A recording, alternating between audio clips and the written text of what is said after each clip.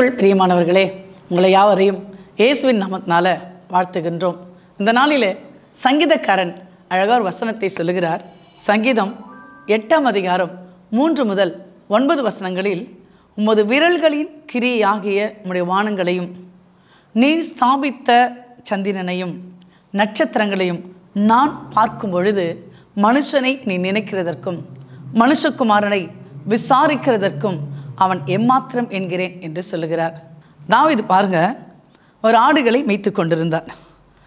பொதுவாக வெயில் காலத்தில் மேய்ப்பர்கள் வீட்டுக்கு வருவதில்லை, ஆடுகளோடு இரவில் படுத்துக்கொள்வாங்க அப்படின்னு சொல்கிறாங்க. அப்படி ஒருவேளை தாவீது படுத்துக்கொண்டு ஆகாயத்து நட்சத்திரங்களை பார்க்கும்போது அவர் நினச்சிருப்பார், மேய்ப்பனாகிய தன்னை யாருமே நினைக்காத ஒரு சூழலில் கர்த்தர் நினைத்து இருக்கிறார் இல்லையா? ஆண்டவரே, நீர் என்மேல் நினைவாய் இருப்பதற்கு நான் எம்மாத்திரம் என்று அவரோட உள்ளம் ஏங்கி கொண்டிருந்தது. அதனால் அவர் சொல்கிறாரு, மனுஷனை நீ நினைக்கிறதற்கும் அவனை விசாரிக்கிறதற்கும் நான் எம்மாத்திரம் ஆண்டவரே, நான் ஒன்றுமே இல்லை ஆண்டவரே, நீங்கள் போய் என்ன நினைக்கிறீங்களே, நீங்கள் போய் என்ன விசாரிக்கிறீங்களே, நான் ஒன்றுமே இல்லை தாழ்த்தி இந்த வசனங்களை வெகு அழகாய் சொல்லுகிறார். அதாவது தாவீதின் குடும்பத்தில் தாவீதோட அண்ணமாரெல்லாம் உயர்ந்த ஸ்தானத்தில் இருந்தார்கள். அதாவது சவுலுடைய அந்த இராணுவத்தில் பணியாற்றினார்கள். அவங்களாம் பெரிய இராணுவ வீரர்களாக இருந்தார்கள். ஆனால் தாவீது மட்டும்னா பார்த்தீங்கன்னா அவங்க வீட்டில் ஆடுகளை மேய்த்து கொண்டு இருக்கிறார். ஒருவேளை தாவீது சகோதரர்கள் தாவீதை முன்னுக்கு கொண்டு வர வேண்டும் அப்படின்னு நினைக்கல. ஒரு நல்ல வேலை வாங்கியிருக்கலாம், இராணுவத்தில் சேர்த்துருக்கலாம், அவங்களுக்கு ஈக்குவலாக வச்சுருக்கலாம், ஒரு ஈக்குவல் ஸ்டேட்டஸை உருவாக்கி கொடுத்துருக்கலாம். ஆனால் அவங்க அண்ணன்மார் யாருமே இந்த தாவீதை முன்னேற்ற வேண்டும் என்று எண்ணவே இல்லை, உயர்த்த வேண்டும் என்று எண்ணவே இல்லை. இவங்க மாத்திரம் என்ன பண்ணுறாங்க, இராணுவத்தில் வேலை செய்து கொண்டு இருக்கிறார்கள். இன்று என்னை உயர்த்துவதற்கு யாரும் இல்லை, ஒரு நல்ல வேலை வாங்கி கொடுப்பதற்கு யாரும் இல்லை, நல்ல கல்வி எனக்கு கற்றுக் கொடுப்பதற்கு யாரும் இல்லை அப்படின்னு ஒரு சூழல் இருக்கலாம். ஆனால் தாவீது சொல்றாரு, கர்த்தரோ என் மேல் நினைவா இருக்கிறார். ஒருவேளை நான் தனக்கு ஒரு எதிர்காலம் இருக்கிறதா, இல்லை ஒருவேளை ஆடுகளை தான் மேய்த்து கொண்டு இருக்கணுமா அப்படின்னு சொல்லிட்டு கூட தாவீது பல வேளைகளில் உள்ளம் கலங்கி இருக்க போடும். ஒரு வசனத்தில் அவர் சொல்லுவார், சங்கீதம் 30:12, செத்தவனை போல எல்லாராலும் முழுவதும் மறக்கப்பட்டேன், உடைந்த பாத்திரத்தை போலானேன். நீ பாருங்க எவ்வளோ வேதனையா, எவ்வளோ கஷ்டமா அப்படின்னு என்ன அர்த்தம்? ஆண்டவரை யாருமே நினைக்கல ஆண்டவரை, ஏன்னா என்கிட்ட பணம் இல்லை, பதவி இல்லை, பெரிய சொத்து இல்லை, எனக்கு ஒரு பெரிய வீடு வாசல் இல்லை, எனக்கு பெரிய ஸ்டேட்டஸ் இல்லை. உறவுகள் கூட என்ன பண்ணுறாங்க, எனக்கு தான் சொந்தம் தன்னோட உறவு அப்படின்னு சொல்கிறதுக்கு வெட்கப்படுகிறார்கள் அப்படின்னு நினைக்கலாம். தாவீது தான் சொல்கிறாரு, நான் செத்தவனை போல் இருக்கிறேன். ஒருத்தர் இறந்துட்டாங்கன்னா கொஞ்சம் கொஞ்சமாக என்ன பண்ணுவாங்க, கொஞ்சம் கொஞ்சமாக மறந்துடுறாங்க, இல்லை வெளியே வந்துடுறாங்க. அப்போ சொல்கிறாரு, செத்தவனை போல எல்லாராலும் முழுவதும் மறக்கப்பட்டேன், நான் இப்போ எப்படி தெரியுமா ஆண்டவர் இருக்கிறேன், உடைந்த பாத்திரத்தை போல இருக்கிறேன் அப்படின்னு சொல்றார். ஆனால் கர்த்தர் பாருங்க, 2 காரியங்களை கர்த்தர் செய்கிறார். முதலாவது மனுஷனை நினைக்கிறார், இரண்டாவது அவரை விசாரிக்கிறார். அன்போடு கருசனையோடு விசாரித்து உதவி செய்ய ஆவல் உள்ளவராய் இருக்கிறார். அப்படின்னா என்ன, ஒரு பக்கம் ஒரு தாயை போல அரவணைத்து தேற்றுகிறார். அம்மா எப்பவுமே என்ன பண்ணுவாங்க, பிள்ளை ரொம்ப அன்பு செய்வாங்க, எல்லாம் ரொம்ப செல்லமாக பார்த்துப்பாங்க. ஆனால் அப்பா என்ன பண்ணுவார், அந்த பிள்ளை படிக்கணும், நல்ல ஒரு வேலைக்கு போகணும், நல்லா வரணும் அப்படின்னு சொல்லிட்டு. அப்போ ஆண்டவர் எப்படின்னா, ஒரு தாயை போலவும் ஒரு தகப்பனை போலவும் நம்ம இயக்குகிறார். எல்ஷடாய், சர்வ வல்லமை உள்ள தேவன் அப்படின்னு சொல்லிட்டு ஒரு தகப்பனை போல கர்த்தர் எனக்கு செய்த எல்லா உபகாரங்களுக்காகவும் நான் எண்ணத்தை செலுத்துவேன், ரட்சிப்பின் பாத்திரத்தை எடுத்து கர்த்தரை தொழுது கொள்வேன் என்று பின்னாளிலே சங்கீதத்தை ஏற்றுவதற்கு இந்த கர்த்தருடைய தாயும் தந்தையுமான அனுபவம் தாவீதுக்கு ஏற்றுதான் இருந்தது. தாவீதோட உள்ளம் எப்படி இருந்தது பார்த்தீங்களா? தாவீதை நினைத்தருள ஆண்டவர் இன்று உங்களை நினைத்தருளுகிறார். அந்த ஒரு நாள் ஈசாயின் வீட்டுக்கு சாமுவேல் செல்லுகிறார். ஈசாய் கிட்ட கேட்குறாரு, உங்களுக்கு குமாரனை அழைத்து வாங்க. அப்போ ஈசாய் என்ன செய்கிறாருன்னா, இராணுவத்தில் உள்ள நல்ல ப்ரெஸ்டேஜா, நல்ல ஸ்டேட்டஸா, நல்ல வேலையில், நல்ல மிலிட்ரியில் சோல்ஜர்ஸா, கமாண்டர்ஸா அப்படி இருக்க எல்லாரையும் அழைக்கிறார். அழைக்கும் போது இவங்க இல்லை, இவங்களன்னு ஆண்டவர் சொல்கிறார் பாருங்களேன். அப்போ சாமுவேல் கேட்பாரு, உங்களுக்கு வேற யாராவது ஒரு மகன் இருக்கிறாரா? அப்போ தான் ஈசாய் சொல்கிறான், ஆமாம் எனக்கு ஒரு மகன் இருக்கிறான். அவன் என்ன பண்ணுறான், ஆடுகளை மேய்த்து கொண்டு இருக்கிறான். ஆடுகளை மேய்த்த அந்த தாவீதை அவங்க சீக்கிரமாக வரவழைக்கிறாங்க. வரவழைத்தன சாமுவேல் என்ன பண்ணுறாரு, தான் கொண்டு சென்ற அந்த அபிஷேக தைலத்தை அந்த தாவீதுக்கு மேலே ஊற்றுகிறார். பார்த்தீங்கன்னா எல்லாரையும் முறியடிக்கிற ஒரு மிகப்பெரிய அபிஷேகம் இந்த தாவீதுக்குள்ளே வந்தது. அது ராஜரீக அபிஷேகமாக இருந்தது.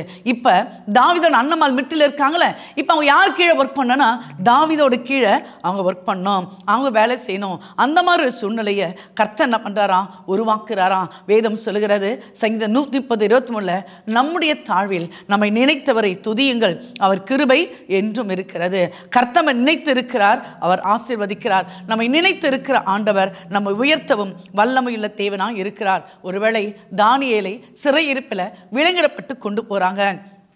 ஆனால் அந்த இடத்துல கர்த்தர் தானியேலை நினைத்திரளி தானியேலுக்கு விசேஷித்த மறைப்பொருளை வெளிப்படுத்துகிற ஞானத்தை தந்து அந்த பாபிலோன் தேசத்தில் உயர்த்தினார். ஒருவேளை எல்லாராலும் மறைக்கப்பட்ட நிலைமையில் நீங்கள் இருக்கலாம், எல்லாராலும் ஒதுக்கப்பட்ட நிலைமையில் நீங்கள் இருக்கலாம், நீங்கள் எதிர்பார்க்குற எதுவுமே உங்கள் வாழ்க்கையில் நடக்காமல் இருக்கலாம். ஆனால் ஆண்டவர் பாருங்க, கர்த்தர் நம்மை நினைத்து இருக்கிறார், அவர் நம்மை ஆசீர்வதிக்கிறார். பைபிள் சொல்லுகிறது, இமை பொழுது உன்னை கைவிட்டேன், ஆனாலும் உருக்கமான இரக்கங்களினாலே நான் உன்னை சேர்த்துக் கொள்கிறேன். அவர் இரக்கம் உள்ளவருங்க, தயவுள்ளவருங்க, அன்புள்ளவருங்க.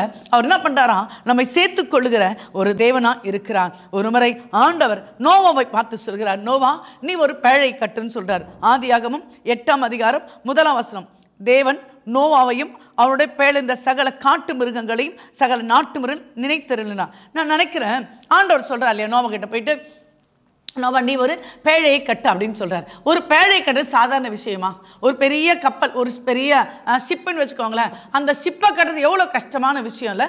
அது எவ்வளோ மரங்கள், எவ்வளோ வேலையாட்கள், எவ்வளோ வேலைப்பாடுகள், எத்தனை ரூம்ஸ் பாருங்களேன். எல்லாம் ஜாதி ஜாதியான சகல பறவைகளும் மிருகங்களும் நாட்டு மிருகங்களும் காட்டு மிருகங்களும் ஊர்ன எல்லாம் அந்த பேழை இருக்கிறாங்க. அப்போ அந்த பேழை எவ்வளோ பெருசாக இருந்திருக்கணும். அப்போ நோவா அவ்வளோ பெரிய பணக்காரன் இருந்திருப்பாரா? நீங்கள் இமேஜின் பண்ணி பாருங்களேன். அப்போ ஒரு வேளை கர்த்தரோட வார்த்தைக்கு நோவா கீழ்ப்படிவது தன் வீட்டை விற்றிருப்பார், ஆஸ்திகளை விற்றிருப்பார், தனக்குண்டான எல்லாவற்றை விற்றிருப்பார். அது மாத்திரம் இல்லை, இரவும் பகலும் அந்த பேழை கட்டி முடிக்கிற வரைக்கும் இந்த நோவாவுடைய கண்கள் அந்த பேழை மேலே இருந்திருக்கும். அவர் எதுவே தனக்காக செய்து கொண்டு இருக்க மாட்டார். இந்த பேழைக்காக என்ன செய்யலாம், இந்த பேழைகளுக்கு ஜன்னல் எங்கே வைக்கலாம், இந்த பேழை செய்துக்கு அறைகளை எப்படி உண்டு பண்ணலாம், அது ஸ்டெப்ஸ் எப்படி உண்டு பண்ணலாம், மிருகஜீவனுக்கு எப்படி பண்ணலாம், மனிதர்கள் எப்படி செய்யலாம், இப்படி ஒரு நினைவு முழுது எதை மாதிரி இருந்திருக்குன்னா அந்த பேழை மேலேயே இருந்திருக்கும். ஏன்னா ஆண்டவர் நோவாவை ஒரு பேழை கட்ட சொல்லிட்டார் இல்லையா. அந்த நோவா பாருங்க அப்படியே என்ன பண்ணாரு, அந்த கீழ்ப்படுகிறார். அப்போ ஒரு பேழை கட்டும்போது உலகம் என்ன சொல்லியிருக்கோம், நம்ம லாங்குவேஜில் சொல்லனா நோவா ரொம்ப பைத்தியக்காரன், அவனுக்கு எதுவுமே தெரியல, பிழைக்க தெரியாதவன், ஏதோ ஒரு வீடு ஒரு வாசல் இருக்குது அதை போய் வித்து என்ன பண்றாரு, கடவுள் சொல்லிட்டாராமா, அதனால என்ன பண்றாராம், பேழை கட்டுறாராமா அப்படின்னு நினைச்சிருப்பாங்கல்ல. இன்றைய உலகம் உங்களை பைத்தியமாய் கூட எண்ணும். வேதம் சொல்லுகிறது, ஞானவான்களை பைத்தியமாக்க கர்த்தர் பைத்தியங்களை தெரிந்து கொண்டார், உள்ளவைகளை அவமாக்க கர்த்தர் இல்லாதவைகளை தெரிந்து கொண்டார்.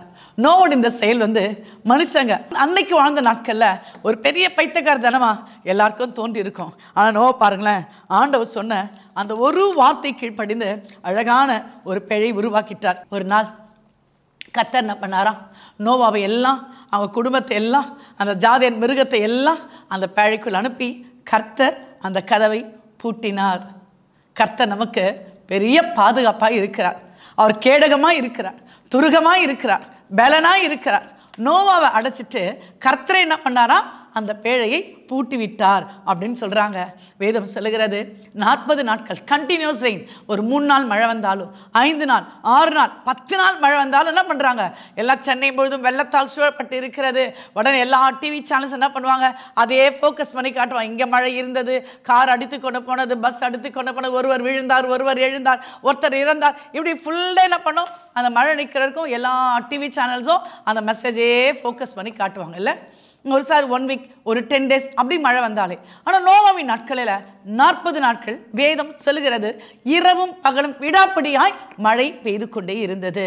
அது பெய்து கொண்டதுனால ஏறக்குறைய 383 நாட்கள் வரையில் அந்த பேழை தண்ணீரிலே மிதக்கு. 40 நாள் மழை பெய்தா, ஸோ ரொம்ப வெள்ளம் எதுவுமே இல்லை. அங்கிருந்த மரங்கள், மலைகள் காணப்படாத போயிட்டு, குன்றுகள் காணப்படாத போயிட்டு, மரங்கள் எல்லாம் அழிக்கப்பட்டு விட்டது, ஒன்றுமே இல்லை 40 நாள். அங்கே என்ன நடக்குதுன்னா வெறும் அந்த பேழை மட்டும் அந்த தண்ணிக்கு மேலே மிதக்குது.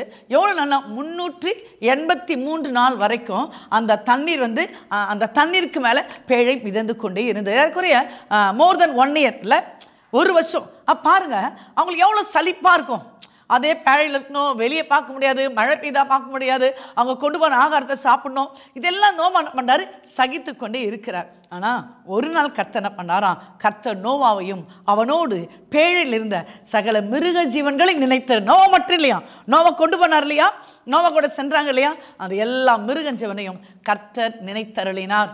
ஒருவேளை 383 நாட்கள் சலிப்பாக இருந்திருக்கும், வேதனையாக இருந்திருக்கும். உங்களுக்கு கூட அற்புதம் நடக்கவே இல்லையே, அடையாளம் நடக்கவே இல்லையே, இத்தனை நாள் ஃபாஸ்டிங் போட்டுட்டனே, இத்தனை நாள் ஜோம் பண்ணிட்டனே, ப்ரேயர் குறிப்பெல்லாம் அமைச்சிட்டனே, அழுது கொண்டு இருக்கிறேனே, புலம்பிக் கொண்டு இருக்கிறேனே, வேதத்தை வாசிக்கிறேனே, ஆனால் கூட அற்புதம் நடக்கவில்லையே அப்படின்னு சொல்லிட்டு நீங்கள் சலிப்பாக கூட இருக்கலாம், உங்களுக்கு பெருமூச்சு கூட இருக்கலாம். ஆனால் ஆண்டவர் பாருங்களேன், அவர் ஒரு நாள் நினைத்தருளுகிறார்.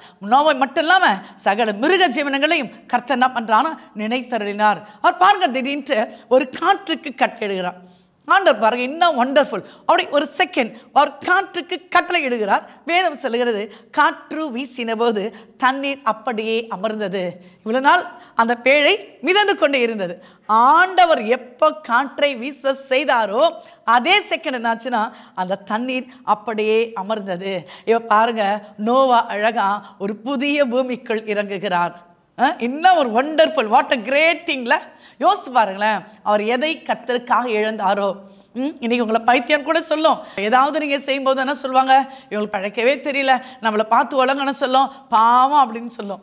நிறைய பேர் நம்ம அப்படி சொல்லுவோம். ஆனால் இங்கே பாருங்களேன், நோவா கர்த்தருக்காக வீட்டை எழுந்திருக்கலாம், சொத்துக்களை எழுந்திருக்கலாம், தன்னுடைய எல்லாம் ஆஸ்திகள் இழந்திருக்கலாம். இப்போ நோவா இறங்குறாரு, பிழந்து இறங்குறாரு.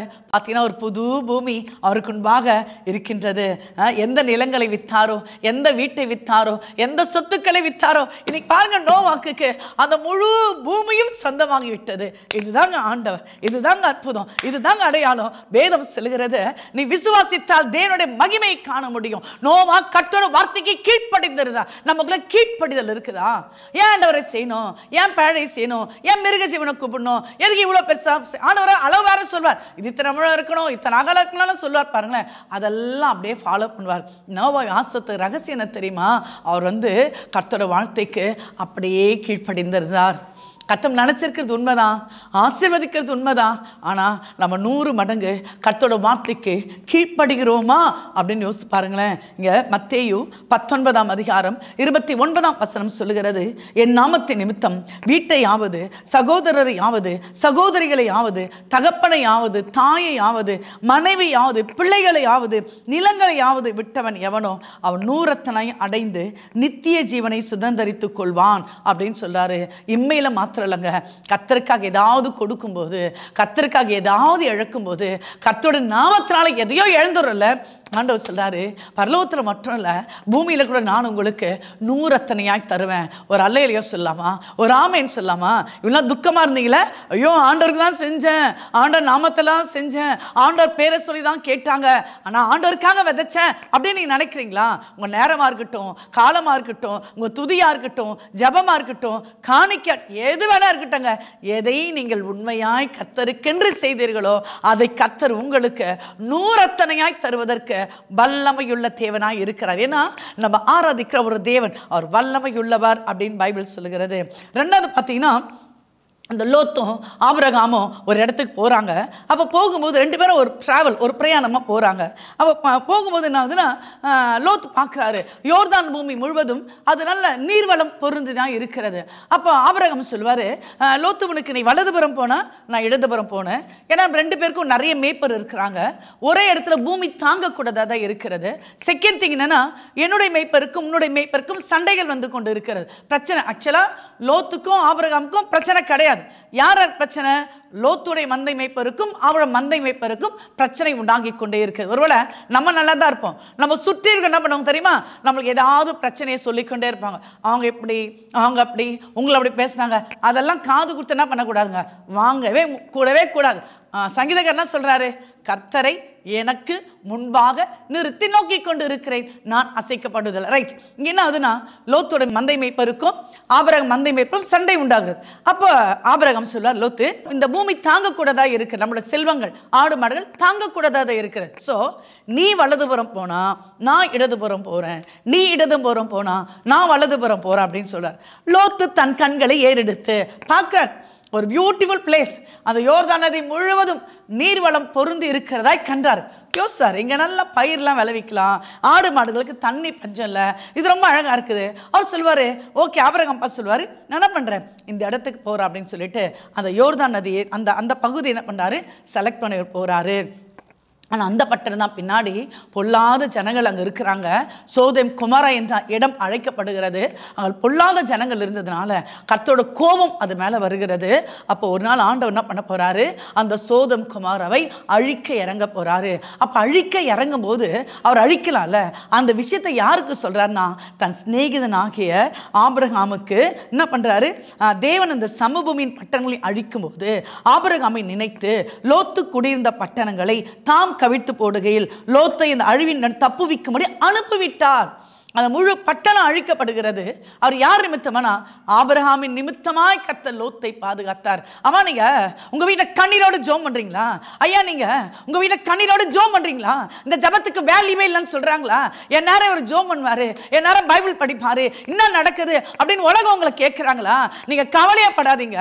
இங்க பாருங்க, ஆபிரகாம் எங்கேயோ இருக்கிறாரு, லோத்து எங்கேயோ இருக்கிறார். லோத்து கூட இந்த சோதோம் கொமோரா அழிக்கப்பட போகிறது. அந்த ரகசியத்தை கர்த்தர் யாருக்கு சொல்றனா, ஜெபிக்கிற ஆபிரகாம் சொல்றாருங்க. ஆண்டவரை தேடுகிற ஆபிரகாமுக்கு சொல்றாங்க, உங்க ஜெபம் தாங்க உங்க குடும்பத்தை பாதுகாக்கும், உங்க ஜெபம் தாங்க உங்க குடும்பத்தை உயர்த்தும், நீங்க தாங்க உங்க குடும்பத்தோட ஸ்ட்ராங் பில்லர், நீங்க தாங்க ஃபயர், நீங்க தாங்க பவர். யார் என்ன வேணா சொல்லிட்டுங்க, நீங்க அதை பத்தி கவலைப்படாதீங்க. பாருங்க, லோத்தோட பட்டணமே அழிக்க விட போகிறது. அவர் ஆண்டவர் நினைச்சாரு, ஐயோ ஆபிரகாம் என்னோட ஃப்ரெண்ட் ஆச்சே, என்னோட சிநேகிதன் ஆச்சே, அதனால என்ன பண்ணோம், எப்படியாவது லோத்தை காப்பாத்துறோம். நீங்க ஏதெடுக்கிற இந்த கண்ணீரின் ஜெபம், ஆண்டவர் சொல்றாரு, உன் சந்ததியின் மேல் என் ஆசீர்வாதத்தை ஊற்றுவேன். அம்மா, நீங்க ஜோம் பண்றீங்களா? ஐயா, நீங்க ஜோம் பண்றீங்களா? அழுது அழுது ஜோம் பண்றீங்களா? நைட்ல தூக்கம் வரலையா? விடிய கால தூக்கம் வரலையா? என்ன கவலையா இருக்குதா? உங்கள் கண்ணீரின் ஜெபத்தை ஆண்டவர் சொல்றாரு, உங்க சந்ததிகள், உங்கள் சந்தானம் ஆசீர்வாதமா இருக்கும். இன்னைக்கு நீங்க ஜோம் பண்றீங்களே, அதெல்லாம் விதைங்க. விதை இன்னைக்கு போட்டா நாளைக்கு முளைத்து எழும்பாது. அந்த விதைகள் it will take some time to grow. அது கொஞ்சம் கொஞ்சமா வளரும். நீங்க விதைக்க விதைக்க விதைக்க, ஜெபிக்க ஜெபிக்க, துதிக்க துதிக்க, உலகத்தாம் புரிந்து கொள்ள கவலைப்படாதீங்க, உறவுகள் புரிந்து கொள்ள கவலைப்படாதீங்க, உங்க திருச்சபையை ஏற்றுக்கொள்ள கவலைப்படாதீங்க. நீங்க கர்த்தருக்கு நேராய் முழங்கால் படியிடும் போது இந்த ஆசீர்வாதத்தை கர்த்தர் என்ன பண்ணுவாராம், சந்ததி சந்தானங்களுக்கு தருவாராம். ஆபிரகாம் எங்கே இருந்தார், லோத்து எங்கே இருந்தார்? லோத்து பாருங்க அழிக்க போறாரு. ஆண்டவர் சொல்றார், ஆபிரகாமை நோக்கி அவரோட சொல்றாரு, நான் லோத்து என்ன பண்றேன், லோத்தை நினைத்தருளுகிற தேவன், உங்களை நினைத்தருளுகிற தேவன், உங்கள் விண்ணப்பங்களை நினைத்தருளுகிற தேவன், உங்கள் கண்ணீரை நினைத்தருளுகிற தேவன். இன்றைக்கு பாருங்க, அந்த லோத்து என்ன சொல்றாரு, அந்த பட்டணம் வெளியே ஓடிப்போ அப்படின்னு சொல்லிட்டு ஆண்டவரே என்ன பண்றாராம், அனுப்பி விடுறாராம். அப்போ ஆபிரகாம் சொல்றாரு, ஆண்டவரே நீங்க அழிக்காதபடி. ஆபிரகாம் என்ன பண்றாராம், திறப்பின் வாசலில் நிற்கிறாராம். ஒருவேளை இன்னைக்கு நீங்க ஆலயத்துக்காக ஏதாவது செய்றீங்க, குடும்பத்துக்காக ஏதாவது செய்றீங்க, ஊழியத்துக்காக ஏதாவது செய்றீங்க, ஆனா உங்களை யாருமே உங்களை பெருசா சொல்லலை, உங்களை ஏற்றுக்கொள்ளலை அப்படின்னு நீங்க ஒரு காலம் நினைக்காதீங்க. ஆண்டவர் சொல்றாரு, ஒரு கலசம் தண்ணீர் தந்தா கூட அதை யார் நினைக்கிறாங்க தெரியுமா? இப்போ நம்ம சர்ச்சில் ஒருத்தர் 10 கலசம் தராங்க, 20 கலசம் தராங்கன்னா அந்த ஒரு கலசம் சாதாவாக தான் தோணும். ஆனால் ஆண்டவர் சொல்றாரு, என் நாமத்து நிமித்தம் ஒரு கலசம் தண்ணீர் கொடுத்தால் கூட அதை கர்த்தர் என்ன பண்ணுவாராம், திரும்ப உங்களுக்கு தருவாராம். உங்களுக்காக யார் ஜெபிக்க மறந்தாலும், யார் மன்றாட மறந்தாலும் கர்த்தர் உங்களுக்காக வேண்டுதல் செய்கிற தேவனாய் இருக்கிறார், உங்களுக்காக விண்ணப்பம் செய்கிற தேவனாய் இருக்கிறார். இஸ்ரவேலே, நீ என்னால் மறக்கப்படுவதில்லை, இதோ என் உள்ளம் கைகளிலே நான் உன்னை வரைந்திருக்கிறேன், உன் மதில்கள் எப்போதும் எனக்கு முன்பாய் நிற்கிறது. ஸ்ரீயானவள் தன் கர்ப்பத்தின் பிள்ளைக்கு இறங்காமல் தன் பாலகனை மறப்பாளா? உங்க கண்ணீரை மறப்பாரா? உங்க வேதனையை மறப்பாரா? உங்க ஜெபத்தை மறப்பாரா? உங்க துதியை மறப்பாரா? அவர் சொல்றாரு, நான் உன்னை மறப்பதே இல்லை. அவர் நம்மை நினைத்தருளுகிற ஒரு தேவனாய் இருக்கிறார். ஒரு முறை பார்த்தீங்கன்னா கர்த்தர் ஆபிரகாமோடும் ஈசாக்கோடும் உடன்படிக்கை பண்ணியிருக்கிறார். ஏத்துல என்ன பண்றாங்க, இந்த ஜனங்கள் பெருமூச்சு விடுறாங்க. ஐயோ, ஆளோட்டிகள் கஷ்டமா வேலை வாங்குறாங்களே, இந்த சாந்தி எடுக்க சொல்றாங்களே, செங்கல் சுட சொல்றாங்களே, வேலை கடினமா இருக்குது. அவங்க பெருமூச்சு விடுகிறார். எகிப்துல பெருமூச்சு விட்டாங்க பாத்தீங்களா? அதுக்காக மட்டும் கர்த்தர் விடுதலை ஆகலங்க. வேதம் சொல்லுகிறது, யாத்திராகமம் 2ஆம் அதிகாரம் 24-25 வசனங்கள் சொல்லுகிறது, தேவன் அவர்கள் பெருமூச்சை கேட்டு தாம் ஆபிரகாமோடும் ஈசாக்கோடும் யாக்கோபோடும் செய்த உடன்படிக்கையை நினைவு கூர்ந்தார். நாட் ஒன்லி இவங்களோட சாய், இவரோட பெருமூச்சு. ஆண்டவர் நான் வாக்கு கொடுத்துட்டேனே, ஆபிரகாமுக்கு வாக்கு கொடுத்துட்டேனே, ஈசாக்குக்கு வாக்கு கொடுத்து இருக்கிறேனே, யாக்கோபுக்கு வாக்கு கொடுத்து இருக்கிறேனே, அப்படின்னா இந்த ஜனங்களை நினைக்கணும்னு சொல்லி தேவன் இஸ்ரவேல் புத்திரரை கண்ணோக்கினார். பைபிள் அழகாய் சொல்லுகிறது, தேவன் அவர்களை நினைத்தருளினார். ஒரு அல்லேலூயா சொல்லுங்களேன். அவர் எங்க போறார் பாருங்களேன். இஸ்ரவேலை மாத்திரம் பார்க்காம ஆபிரகாம், ஈசாக்கு, யாக்கோப் எப்படி முற்பிதாக்களின் அந்த அட்டவணையை சொல்றார் பார்த்தீங்களா. இவங்களுக்கெல்லாம் வாக்கு கொடுத்து இருக்கிற, அதனால நான் என்ன பண்ண இஸ்ரவேல் ஜனங்களை பாதுகாக்க வேண்டும் அப்படின்னு சொல்றாரு. ஸோ நான் சொன்னது போல உங்களுடைய எல்லா குட் டீட்ஸ், உங்களுடைய எல்லா நல்ல செய்கை எல்லாம் உங்கள் சந்ததிக்கும் சந்தானத்துக்கும் உங்கள் திருச்சபைக்கும் உங்கள் தொழில் ஸ்தலங்களுக்கும் உங்கள் வியாபார ஸ்தலங்களுக்கும் அது நிச்சயமாய் ஆசீர்வாதமாக இருக்கும். அப்புறம் பார்த்தீங்கன்னா கர்த்தர் கடைசியா அன்னாளை நினைத்தருளினார். பைபிள் சொல்லுது, கர்த்தர் தான் அன்னாளின் கர்ப்பத்தை அடைத்திருந்தார். எல்கானா கிட்ட கேட்பாங்க, எனக்கு குழந்தை வேணும். அவர் சொல்றாரு, நானா உன் கர்ப்பத்தை அடைத்திருக்கேன், கர்த்தர் அல்லவான்னு சொல்வார். அவரை அடைக்கிறார்.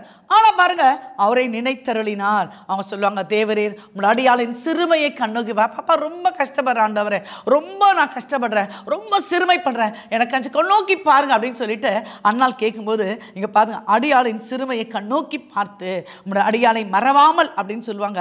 அந்த முழு வசனம் கடைசி என்ன சொல்லுன்னா, அவங்க சொல்லுவாங்க, உங்கள் அடியாளுக்கு ஒரு ஆண் பிள்ளை கொடுத்தால் அவன் உயிரோடு இருக்கும் சகல நாளும் நான் அவனை கர்த்தருக்கு ஒப்பு கொடுப்பேன், அவன் தலைமேல் சவரன் கத்தி படுவதில்லை என்று பொருத்தனை பண்ணினான். அவங்க பொருத்தனை பண்றாங்களா, ஆலயத்து வராங்களா, பொருத்தனை பண்றாங்க. அந்த வசனம் 1 சாமுவேல் 11:19 பார்த்தீங்கன்னா, கர்த்தர் அவளை நினைத்தருளினார்.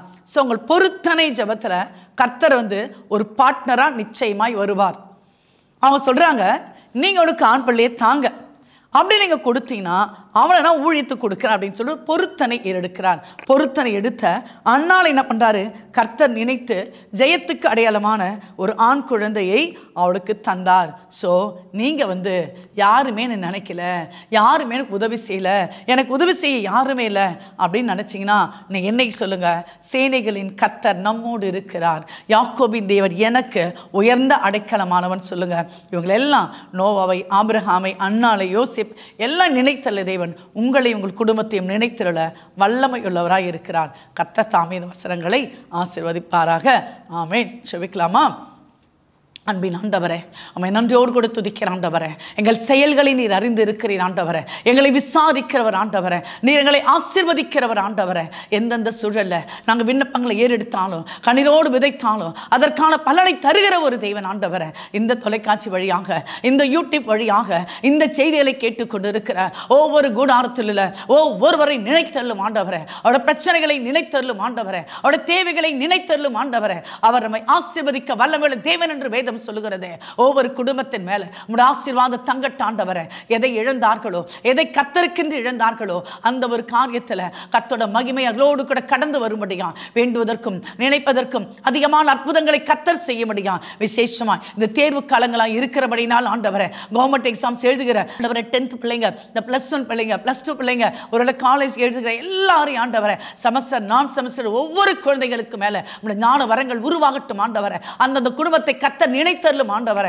எடுக்கக்கூடிய இந்த மதிப்பெண்கள் வரக்கூடிய வருடத்தில் அவங்க ஒரு நல்ல நிலைமைக்கு செல்ல ஆசீர்வாதமாய் இருக்க முடியும். உங்களுடைய ஞான வரங்களை கட்டவிழ்க்கிறோம், உங்களுடைய அன்பை கட்டவிழ்க்கிறோம், உங்களுடைய கிருபையை கட்டவிழ்க்கிறோம் ஆண்டவரே. எங்கள் கண்ணீருக்கேற்ற பலனை தந்து நாங்கள் இப்போது இருக்கிறதை காட்டிலும் 1000 மடங்கு பலுகி பெருக வல்லமையுள்ள தேவனாக நீர் ஆண்டவரே ஒவ்வொரு குடும்பத்தை நினைத்து ஆசீர்வதியும் இயேசுவின் வழியாய் கேட்கிறோம் ஜீவனுள்ள நல்ல பிதாவே.